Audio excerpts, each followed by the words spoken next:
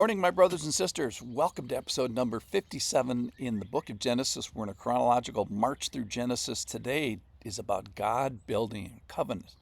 Now, there's a sub part of this where Noah builds an altar, and Noah does please God by what he does today. But the truly epic, important thing is what God does, and that he builds a covenant. It's something that only God can do. And it's the terms of this deal that I want to talk about a little bit today. This is from the end of chapter 8 in the book of Genesis. God's covenant with Noah, 8:20. Then Noah built an altar to the Lord and took some of every clean animal and some of every clean bird and offered burnt offerings on the altar. And when the Lord smelled the pleasing aroma, the Lord said in his heart, I will never again curse the ground because of man. For the intention of man's heart is evil from his youth. Neither will I ever again strike down every living creature as I have done. While the earth remains, seedtime and harvest, cold and heat, summer and winter, day and night shall not cease.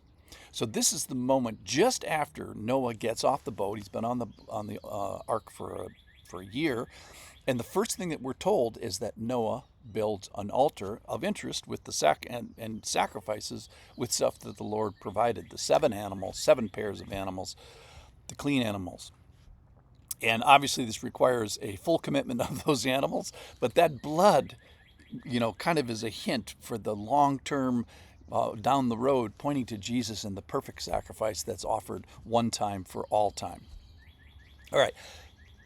But the idea here is what pleases God. Now, God did not fall off his throne here. He didn't forget that every intent is only ever evil for mankind. And yet, man, specifically Noah here, pleases God. So it's almost like if he looks with the judgment eye, God knows that every intent is only ever evil.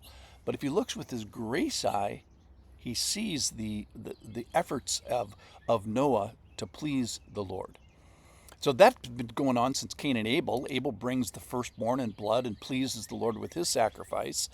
And then Cain brings grain and a bad attitude, and the Lord says, "No, that's not the effort I'm looking for.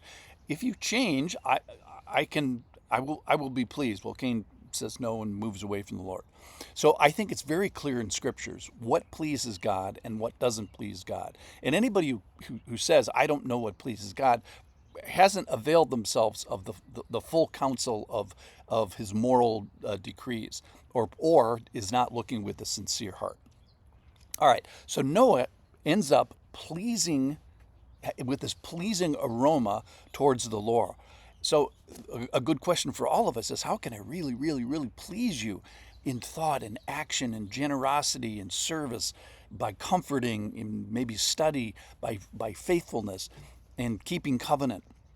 So God can be pleased, and you can do it by body and mind. So, all right, let's talk about covenant, because this is a big deal and kind of never happens in history up to this point.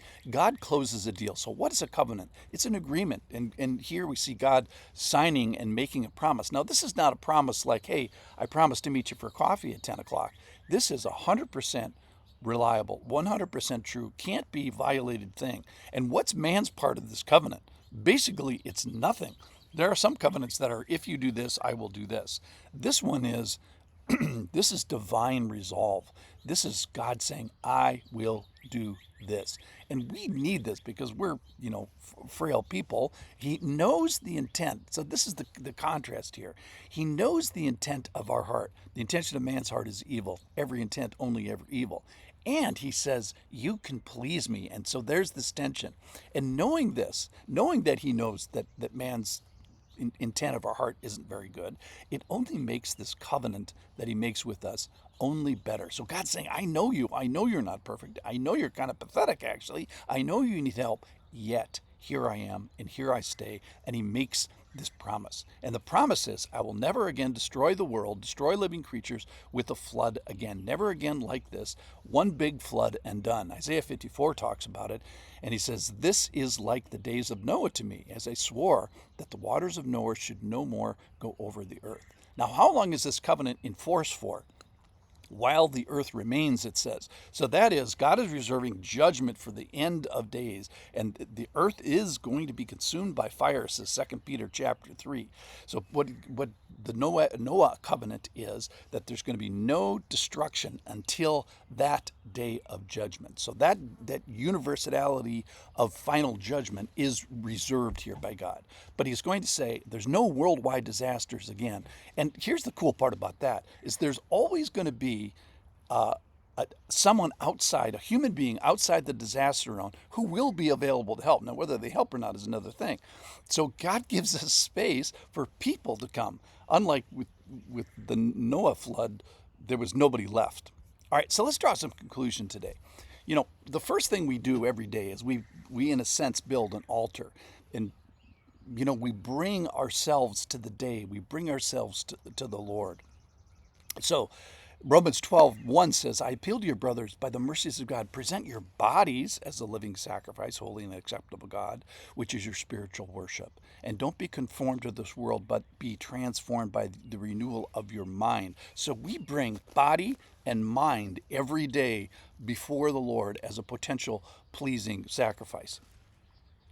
So we can please God with this. So let's, like Noah, send up a pleasing aroma to God. Wouldn't it be awesome? Is that this day, this very day, God ends up and says, you, podcast listener, you smell good to me. It's a great goal. And let's us put ourselves in that settled, resting place of fellowship with the Lord and try, and we have efforts here to do what pleases God, even though he knows the intentions of our heart. All right, so let's admire and appreciate God too for his covenant with us knuckleheads. So God is saying, yeah, I know you guys are knuckleheads, but you can even knuckleheads can please God. And then perhaps because disasters now are localized, you may find a person or a country in a disaster zone right now. But somebody will be outside the disaster zone. That might be you today, and maybe you can help them in their disaster. So let's work on our day today, and let's at the end of the day have the Lord say, you smell good to me. Thanks for listening.